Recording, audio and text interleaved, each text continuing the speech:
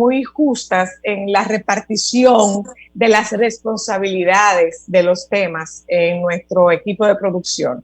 Yo he defendido temas a capa y espada. Este es un tema que llegó a la mesa de producción planteado por Cristal a partir de una serie que ella estaba viendo y le produjo unas inquietudes por el vínculo entre poder y el abuso sexual en contra del menor.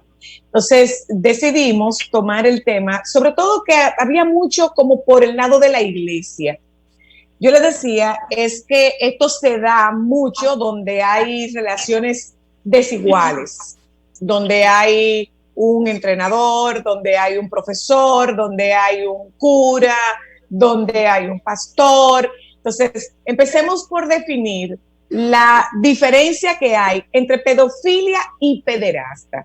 Está Jorge Morillo con nosotras, quien es psicólogo, psicoanalista, y está con nosotras el doctor Vicente Vargas, médico psiquiatra.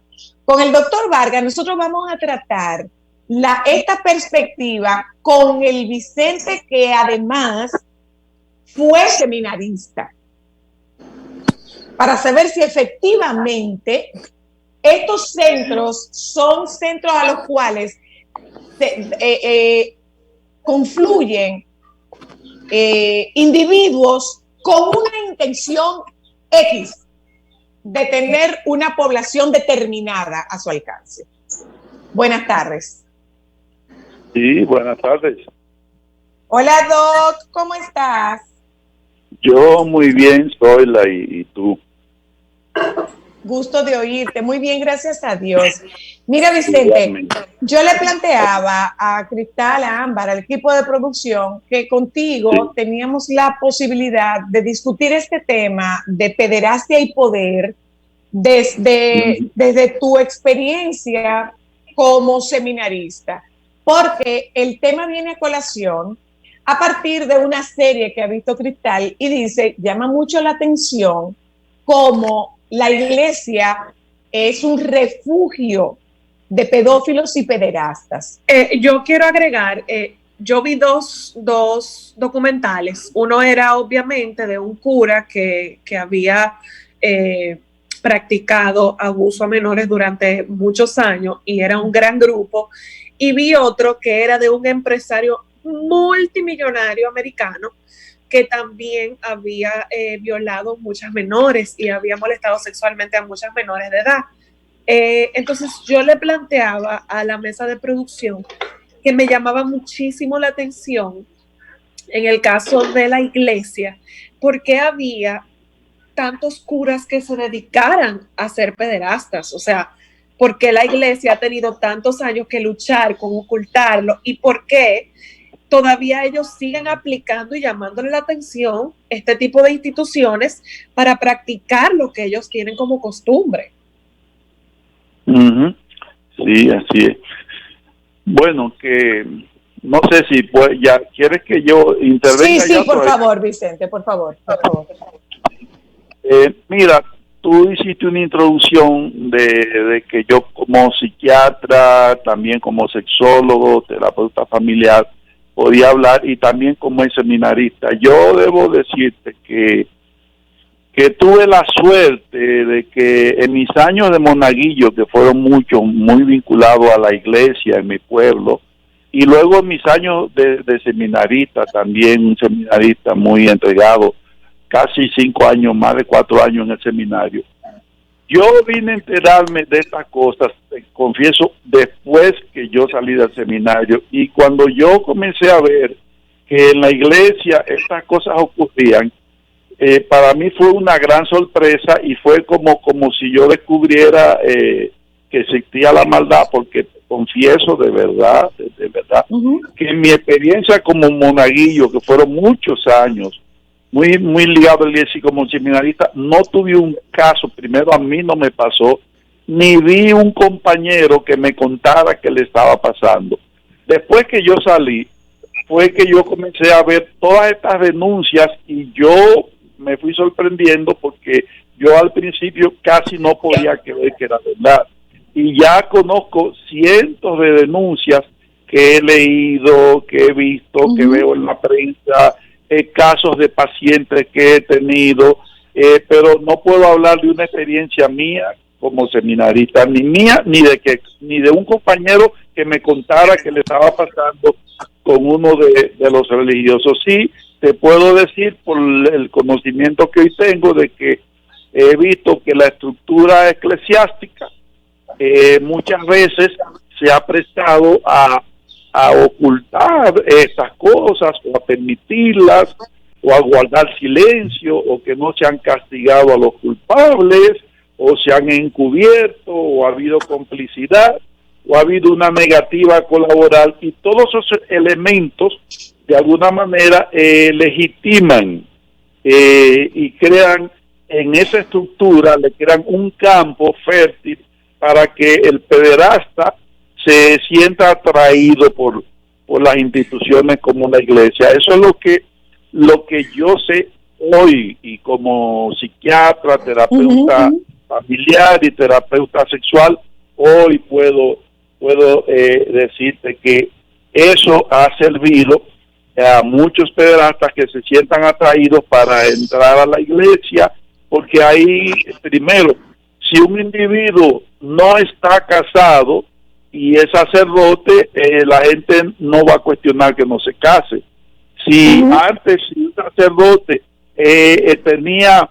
cuidaba a los niños, salía con ellos y era simpático y amistoso con los niños, la gente lo veía como algo bonito.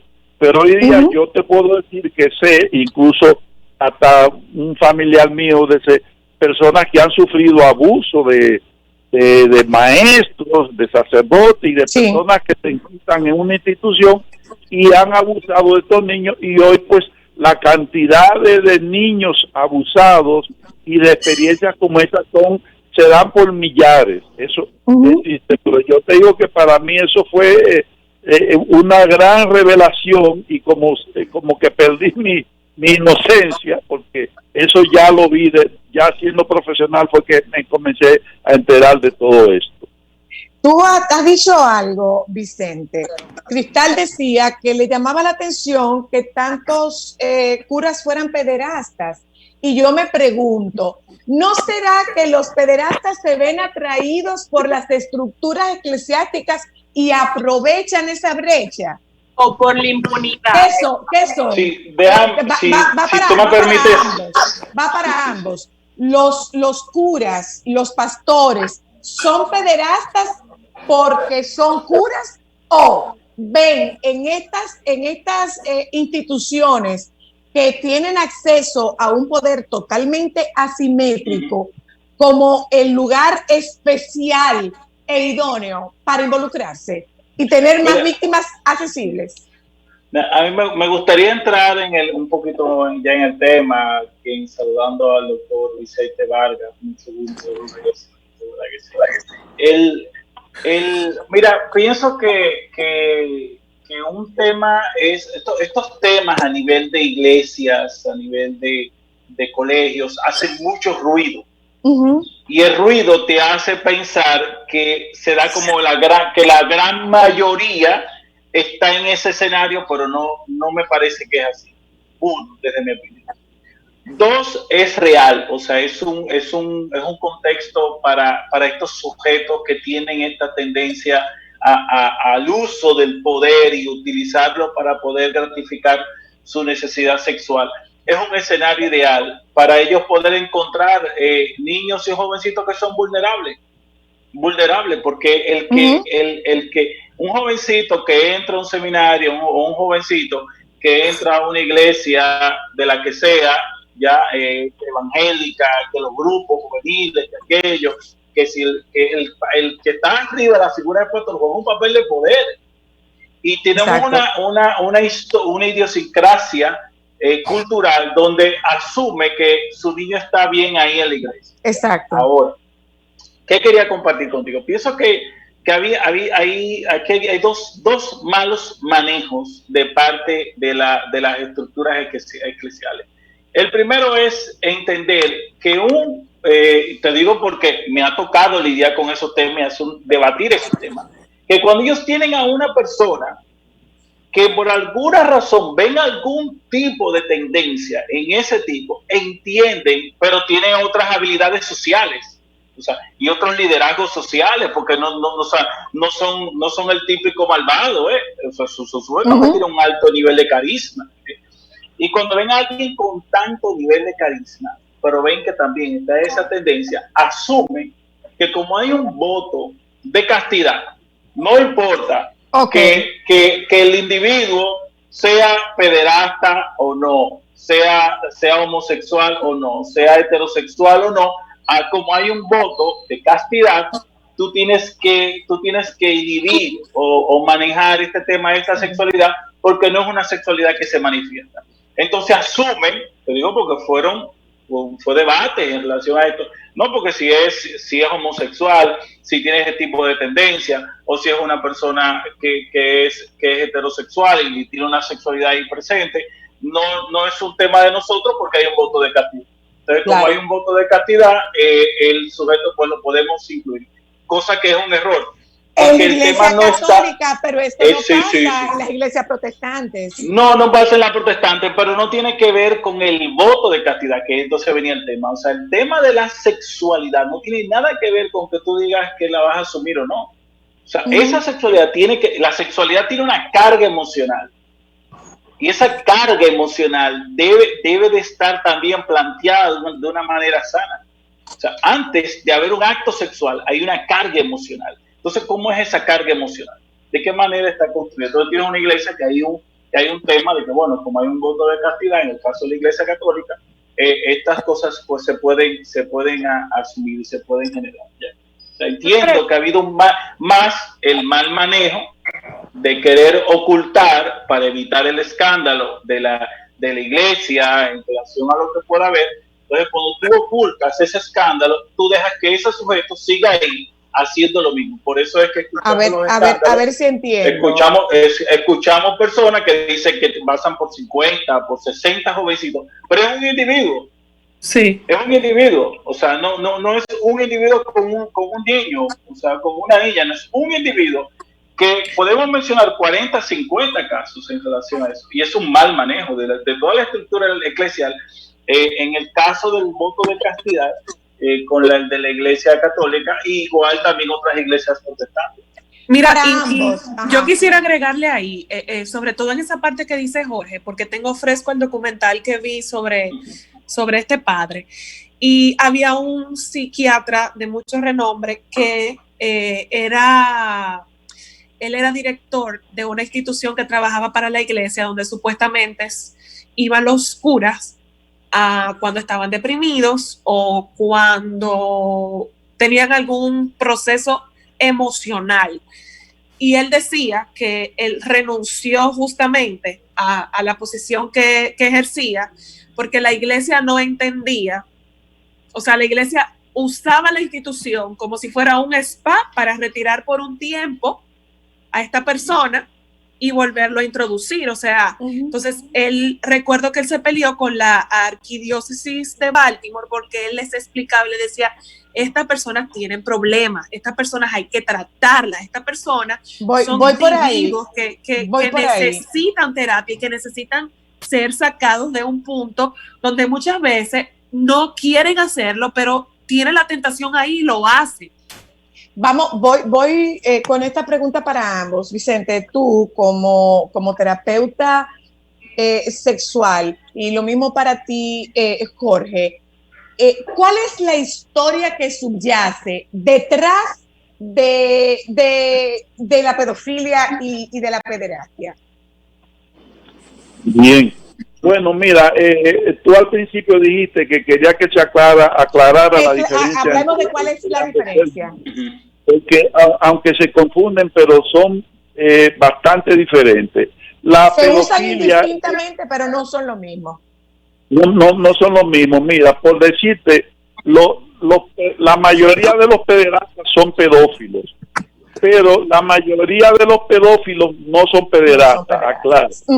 O sea, se habla cuando un mayor abusa sexualmente de un menor de una persona que tenga menos de 18 años. Pero no solamente por la diferencia de los 18 años, sino que cuando hay una diferencia de edad importante entre dos personas que tienen algún tipo de encuentro sexual, se considera un abuso. Cuando hay una diferencia de más de 5 años de edad, ya se puede estar pensando en abuso, aún en caso de menores. Pero básicamente lo que se toma desde el punto de vista legal es que la persona no haya cumplido 18 años de edad y que el otro ya sea una persona mayor. Entonces, en la pederastia hay abuso sexual. En la pedofilia lo que hay es exhibicionismo, lo que hay es voyeurismo, a la persona le gusta observar, le gusta exhibirse, les pone material de tipo erótico. Exacto. A un menor de edad, o le habla de ese tema sobre sexualidad, y sobre todo ahora que se usa tanto el internet, el celular, entonces los casos han ido en aumento, porque a través de el internet y del celular, estas personas, la mayoría pedófilos, buscan cómo comunicarse con menores para entonces crear confianza con ellos, y en la medida que se van ganando la confianza, muchas veces usan una personalidad escondida que no es la real, y luego entonces comienzan a tener una comunicación de tipo erótica con ellos, o a pedirle que le manden fotos o material. Ellos a su vez le van a estar mandando material. Hay que aclarar que aunque el pedófilo no es pederasta, pero el pedófilo ha contribuido mucho a la pederastia por ese consumismo que el pedófilo tiene de ese material de tipo erótico, y entonces eso ha alimentado mucho que también la pederastia, aunque no son lo mismo, pero hay una relación entre uno y otro caso. El pederasta ejecuta el acto físico. Sí, por eso ya él va al abuso como tal. Pero el pedófilo no lo comete, pero sí se excita y le gusta exhibirse, observar, comunicarse, intercambiar material, y no desperdicia la oportunidad de que cuando está con un menor, de buscar que el niño le dé una foto, o él tomarle una foto, o mostrarle material de contenido erótico. Preguntaba para ambos, Jorge, ¿qué hay detrás de la historia de un pederasta? Mira, desde el punto de vista psicoanalítico, es el juego de poder. Cuando analizamos el tema del poder, el juego del poder, el que todo abusado tiende a abusar, te digo frases, cosas que sé que han estado gravitando alrededor de todo lo que hemos ejercido todo esto. Todo abusado tiende a abusar. Y el tema del juego del poder, la sexualidad de estos individuos se está viendo distorsionada. Ellos necesitan sentir que la otra persona no tiene el poder o la fuerza o el carácter para poder entrar para poder confrontarlos a ellos. Porque fíjate, si el tema es sexual, tú puedes tener una calidad de una relación sexual con un adulto. Claro. Estos sujetos podrían verse y accesar a todo lo que hay por ahí con un adulto o una adulta y tener una relación sexual con mayor nivel de calidad. Claro. Pero no la prefieren. No la prefieren. ¿Por qué prefieren? O prefieren porque necesitan a alguien que sea vulnerable. El estímulo es el poder. El estímulo es el miedo. Y el ser indefenso, que el otro tenga miedo, que el otro esté indefenso. Entonces, ¿cuáles son los niños que más tendencia tienden o más probabilidades tienden a ser abusados? Un niño y que es indefenso. Que esté indefenso, o sea, la indefensión. Entonces, esa indefensión y el temor, en el caso del exhibicionista, son los que generan este juego de excitación. Por ejemplo, un exhibicionista ¿Qué calidad de relación o de actividad sexual hay en tú pararte en un vehículo, parquearte bajo un vidrio y masturbar? Ya, ¿dónde está la calidad? O sea, no tiene calidad. Ahora, ¿qué es lo que le excita a esos sujetos? El temor. Que la persona que haga ese escenario y la persona se asuste y se vaya, eso le excita. Ahora, ¿qué te dice la cultura? ¿Qué te ha dicho la cultura? No, cuando usted te encuentres con alguien, un hombre que te haga eso, tú te acercas y tú dices que tú sí no tienes chiquito, que con eso que tú lo vas a hacer. Pero, y funciona y se van, y funciona y se van. ¿Pero por qué funciona y se van? Porque no te demuestra el temor. Porque no produjo el miedo. Porque no produjo el miedo. Porque si tú me tienes miedo a mí, entonces yo puedo tranquilamente disfrutar de mi sexualidad. Ahí viene el tema del voyerismo. ¿Por qué un sujeto tiene que ponerse de lejos a ver? O mirar fotos, ese tipo de cosas, hacer algo distante. Porque en esa distancia no corro el temor de ser castrado, que ese es el concepto psicoanalítico, de ser castigado por ese que está ahí. Entonces, como te estoy distante y no me ves o no sabes que estoy aquí, puedo verte y hacer una escena de actividad sexual de masturbación, o puedo simplemente escuchar. No hay el peligro. Entonces, igual viene el tema del niño, o sea, un niño, una niña que son indefensos. Esa indefensión le genera seguridad a estos sujetos.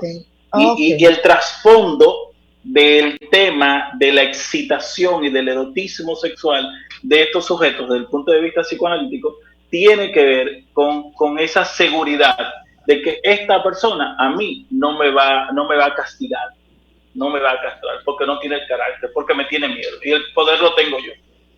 Vicente, estos individuos se reconocen, ellos mismos reconocen su parafilia. Bueno, fíjate, si no la reconocieran, no la escondieran. O sea, cuando tú escondes algo, es porque tú sabes que lo que tú haces va a ser cuestionado o condenado o criticado por los demás.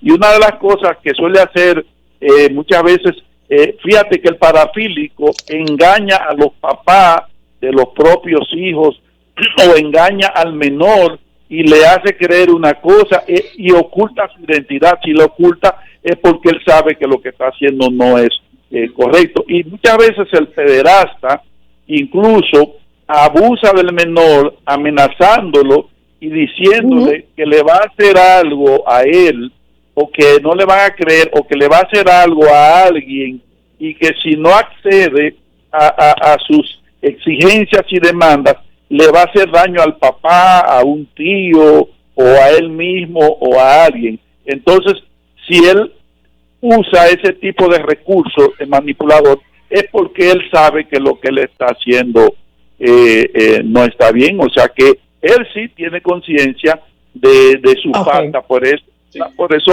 ahí voy, se trata. Pero sí, totalmente, totalmente de acuerdo con lo que dice el doctor Vicente.